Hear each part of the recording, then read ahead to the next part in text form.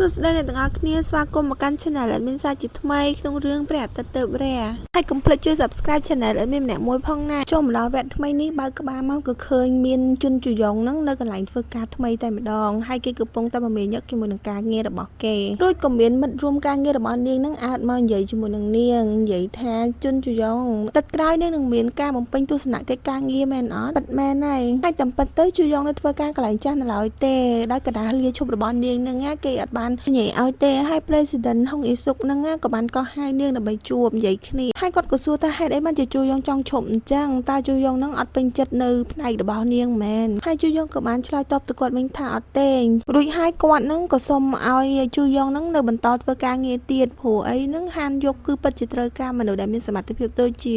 ជួយងខ្លាំងរួចជួយងក៏សួរទៅហុងអ៊ីសុកហ្នឹងវិញថាតើអត់មានបញ្ហាអីទេ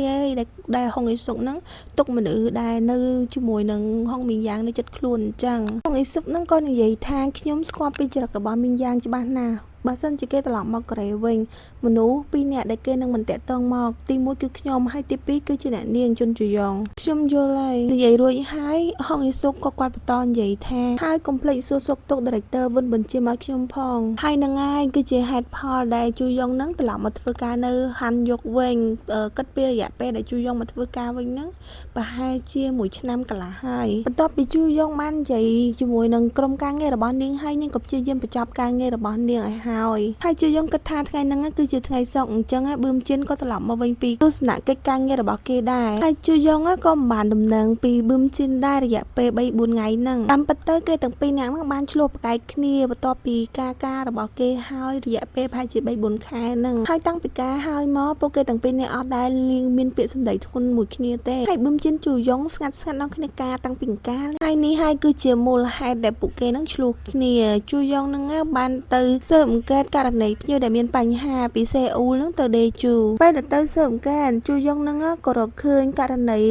លេខឯកសារមួយចំនួនហើយជយងហ្នឹងក៏សម្រេចចិត្តថាទៅស៊ើបអង្កេតដោយខ្លួនឯងហើយពួកគេហ្នឹងក៏រត់ទៅជួបនឹងសន្តិសុខហើយជយងហ្នឹងរត់ជបជើងដួលនឹងតាមផ្លូវទៀតទម្រាំតែត្រឡប់មកផ្ទះវិញបានហ្នឹងគឺម៉ោង 2 បាត់ហើយប៊ឺមជិននេះឈរនៅចាំនៅតាមផ្លូវហើយឃើញសភាពជយងនេះត្រុតត្រោមឡឹងនេះជយងសួរប៊ឺមជិនថាហេតុអីបានជាមកចាំនៅខាងក្រៅអញ្ចឹងហើយអាណាគេឲ្យចាំនៅក្នុងអាម៉េចបើប្រពន្ធស្មាននឹងឯងមិនទាន់តល់ផ្ទះហងម៉ោង 2 អីហើយដល់ពេលឃើញសភាពជូយងបែបហ្នឹងប៊ឺមជិនហ្នឹងនិយាយលេងចេញតែម្ដងបានត្រឹមតែមើលទៅសភាពរបស់ជូយងហើយហ្នឹងស្ងាត់មាត់ឈឹងជូយងឃើញទឹកមុខរបស់ប៊ឺមជិនហើយហ្នឹងក៏និយាយថាសុំទោ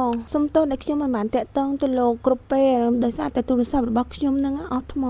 ធម្មតាប៊ឺមជិនតែងតែយល់អំពីហេតុផលរបស់ជូយងប៉ុន្តែយប់ហ្នឹងប៊ឺមជិនអត់មាននិយាយអីតទេដោយសារតែមកវិញហ្នឹងជូយងមានរបួសអញ្ចឹងហើយធ្វើឲ្យប៊ឺមជិនហ្នឹងអន់ចិត្តជាខ្លាំងតែជូយងគិតថារឿងហ្នឹងធ្វើមិនខ្មិចបើសិនជាការងារទៅហើយហ្នឹងប៉ុន្តែគិតមើលទៅជូយងអើយប្តីស្អីជា Director មួយទាំងមូលហើយប្រពន្ធវិញទៅធ្វើការអញ្ចឹងណាគេមិនអន់ចិត្តលើទូរស័ព្ទរោលជូយងសប្បាយចិត្តស្មានតែប៊ឺមជិនហ្នឹងគេឈប់ខឹងហើយទេមកតែតាមពិតមានណាសាមដូតេមកសោះសាមដូសួរជូយងថាជូយងនឹងចាប់ការងារនៅប៉ុន្តែជូយងថានឹងឲ្យចប់ហើយមានរឿងអីជាមួយនឹងប៊ឺមជិនមែនសាមដូនឹងក៏និយាយប្រាប់ជូយងថាប៊ឺមជិនហ្នឹងគឺស្វឹងខ្លាំងគ្រាន់តែលឺអញ្ចឹងជូយងក៏បញ្ញាប់ទៅភ្លាមតែម្ដងទៅដល់នឹងឃើញប៊ឺមជិនកំពុងតែអង្គុយសង្ហេះសង្ហោចនេះហើយជូយងនឹងអត់តន់ចូលទៅទេនៅឆ្លៀនមើលពីក្រៅហើយសួរសាមដូថារយៈពេលប្រហែលហើយសាមដូនិយាយថាប្រហែលជា1 ម៉ោងហើយពីទូទៅគេជាមនុស្សដែលអាចផឹកវីស្គីតែម្ដងនៅឯងហើយអត់ស្វឹងទេចាំមិនបានលើកហ្នឹងមិនក៏អញ្ចឹងលើកនេះគឺគាត់ផឹកស្រាកៅលីងដែលមានអាល់កុលខ្ពស់តែពីណាគេជាអ្នកឲ្យគេគឺជាភ្ញៀវជនជាតិចិនហើយប៊ឺមជិនជាមនុស្សដែលចាញ់អាស៊ាននឹងផងនេះពីមុនគេធ្លាប់ផឹកហើ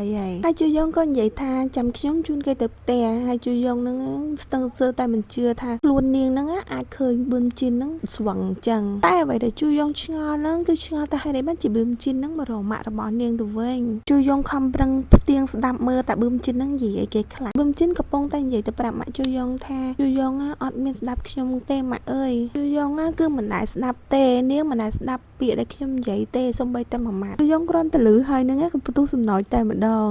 ហើយប៊ឹមជិននឹងនៅបន្តនិយាយថាតើនាងធ្លាប់គិតពីអារម្មណ៍មនុស្សដែលបារម្ភពីនាងអត់ហើយអ្វីបានជានាងរឹងរូសម្លេះហើយមិនស្ដាប់សោះអញ្ចឹងប៊ឹមជិនណាកំពុងអាទូពិតទៅប្រាប់ម៉ាក់របស់ជូយ៉ងហើយជុនជូយ៉ងពិតជាមិនស្ដាប់ខ្ញុំសោះលឺអញ្ចឹងហើយជូយ៉ងនឹងក៏សោចធ្វើឲ្យប៊ឹមជិននឹងងាកមើលមកហើយជូយ៉ងក៏បើកទ្វារចូលតែម្ដងហើយជូយ៉ងនិយាយថាតើបងមកកន្លែងនឹងធ្វើអីប៊ឹមជិនក៏ហៅឈ្មោះជុនជូយ៉ងហើយជុនជូយ៉ងនឹងក៏ឆ្លើយថាត្រូវហើយគឺខ្ញុំជាមនុស្សដែលល្បីឈ្មោះដែលថាមិនស្ដាប់គេសោះនឹងឆាប់មកនេះមកអត់ទេខ្ញុំមិនមានអារម្មណ៍ចង់ទៅអង្គុយកន្លែងហ្នឹងទេរឿងអីដែលខ្ញុំត្រូវទៅអង្គុយចិត្តប្តីដែលនិយាយអាក្រក់ពីខ្ញុំនោះឲ្យលឿនមកមើលជូយ៉ងធ្វើខឹងគេទៀតបានតែដាក់មកកញ្ញតារឹងក្បាលមែនតែចុងក្រោយក៏ព្រមទៅអង្គុយលើប៊ឹមជិនដដែលហើយអង្គុយអត់លើសឡុងអីទៅអង្គុយលើកផ្លូវគេហ្មងប៊ឹមជិនណាក៏យកដៃទៅអោបជូយ៉ងយ៉ាងណែនហើយជូយ៉ងថាជប់សិនខ្ញុំតតង្ហើមរួចទេបងមិនទេមកខ្ញុំសុំមិនតែម្ដងក្នុងរយៈពេល4ថ្ងៃនេះអូនក៏អញ្ចឹងដែរអូនដឹងពីមូលហេតុដែលបងមិនទេមកអញ្ចឹងអូនក៏មិនទេតបទៅដែរអូនសុខចិត្តធ្វើជាមនុស្សក្បាលរឹងប៊ឹមជិនក៏សួរថាជង្គង់របស់អូនមិនចៃវាជាហើយវាគ្រាន់តែរមាស់បន្តិចទេហេតុអីបានជាអូនមិនញ៉ាំបាយថ្ងៃកាលពីម្សិលមិញហេតុអីបានជាបងដឹងហើយជូយ៉ងនឹងក៏នឹកឃើញដល់សាមដូហ្នឹងគឺជាអ្នក report 24ម៉ោងតែម្ដងការប្រជុំចប់នៅម៉ោង2ហើយចុះអត់ឮថាជូយ៉ងហ្នឹងទៅយកសាំងវិចនៅម៉ោង3ទេមែនហើយអ្វីបានជាបងមកទីនេះហើយនិយាយរឿងទាំងអស់នេះបងទៅចុះមកពីទស្សនកិច្ចការងារទេហើយកន្លែងនេះគឺជាកន្លែងល្អបំផុតដែលបងអាចនិយាយអាក្រក់ពីអូនបានជឿយ៉ាងហ្នឹងក៏និយាយថាអូខេអញ្ចឹងនិយាយតទៅទៀតទៅនិយាយរហូតតតែបងមានអារម្មណ៍ថាសប្បាយចិត្តខ្ញុំក៏ធ្លាប់និយាយអាក្រក់ពីបងប្រាប់ម៉ាក់របស់ខ្ញុំដែរអូនមិនគួរនិយាយអញ្ចឹងទេតើគាត់នឹងគិតដើម្បីជាមួយនឹងបងទៅបងគ្រាន់តែនិយាយព្រោះពេលខ្លះអូនពិតជាមិនដឹងអីមែនប៊ឹមជិនងាកមើលទៅមុខរបស់ជូយ៉ងហើយគេក៏និយាយថា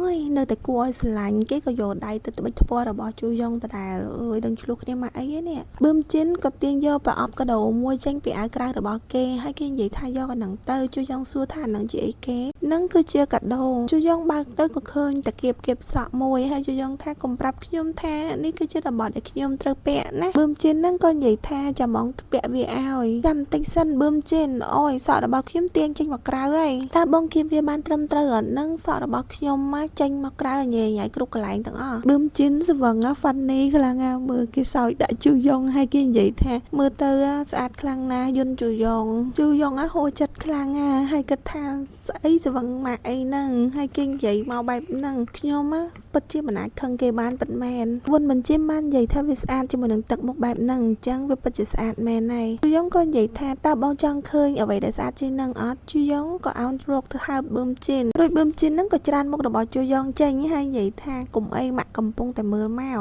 យន្តជូយ៉ងតើបងកំពុងធ្វើអីហ្នឹងច្រានខ្ញុំចេញហើយក៏មកអោបខ្ញុំលែងខ្ញុំទៅបានអត់យន្តជូយ៉ងខ្ញុំនិយាយឲ្យថាលែងខ្ញុំទៅបងបាននិយាយថាម៉ាក់កំពុងតែមើលមកហើយបងកំពុងតែធ្វើអីហ្នឹងអូនមិនអាចធ្វើវាបានទេហេតុអីបានជាមិនបានព្រោះតែវាមិនអាចបញ្ចប់បានប៊ឹមជីនអើយប៊ឹមជីនពេលស្វឹងគួរឲ្យស្រឡាញ់ម៉ែហើយប៊ឹមជីនហ្នឹងក៏នៅអើបជូយ៉ងនៅហ្នឹងតបពីងងក់គ្នាបែបកូនក្មេងហើយហ្នឹងព្រលឹមឡើងពួកគេក៏ធ្វើ breakfast ញ៉ាំប៊ឹមជីនក៏ក្រោកឡើងដូចជាអត់ទាន់ដឹងតែខ្លួនឯងនៅកន្លែងណាទេមើលទៅរកឡើងប៊ឹមជីនធំក្លិនកាហ្វេហើយក៏មានក្លិនរបស់ជុនជូយ៉ងដែរប៊ឹមជីនគិតថានេះនៅផ្ទះហើយផ្ទះរបស់ពួកយើងនៅកន្លែងណាដែលមានជុនជូយ៉ងនៅកន្លែងណាមិនសំខាន់ទេសំខាន់គឺជុនជូយ៉ងនៅកន្លែងនោះដែរគឺគ្រប់គ្រាន់ហើយប៊ឹមជីនក្រោកឡើងទាំងស្នាមញញឹមតែម្ដងរួចហើយហ្នឹងគេក៏ដើរចេញមកខាងក្រៅនៅបន្ទប់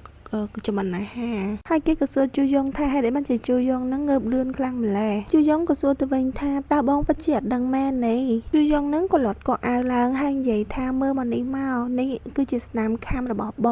ងខាំខ្ញុំពេញមួយយប់ហើយបងពិតជាធ្ងន់ដៃខ្លាំងណាស់វាល្អហើយដែលបងមានធ្មេញរឹងមាំវុនបញ្ជីមហើយបើសិនជាពីក្រោយក្បាលរបស់បងឈឺហ្នឹងហើយគឺជាកន្លែងដែលខ្ញុំវាយបងកាលពីយប់មិញប៊ឺនជីមបើកភ្នែកធំប៉ុន្តែមិនមែនធំដោយសារអីទេធំដោយសារឃើញគៀបនៅលើក្បាលរបស់ជូយ៉ងហ្នឹងហើយជូយ៉ងក៏និយាយថាខ្ញុំមិនដឹងថាបងជួយចិត្តរូបរាងផ្កាយយ៉ាងហ្នឹងទេ